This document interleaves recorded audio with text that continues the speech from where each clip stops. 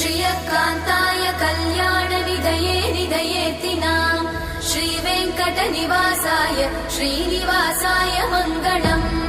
लक्ष्मी सविभ्रमालोकसुभ्रूविभ्रमचक्षुषे चक्षुषे सर्वलोकानां वेङ्कटेशाय मङ्गलम्।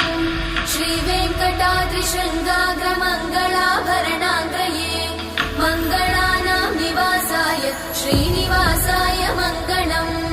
सर्वावयव सौन्दर्य सम्पदा सर्वचेतसां सदा सम्मोहनायास्तु वेङ्कटेशाय मङ्गलम्। नित्याय निरवध्याय सत्यानन्दचिदात्मने सर्वान्तरात्मने श्रीमद् वेङ्कटेशाय मङ्गलम्।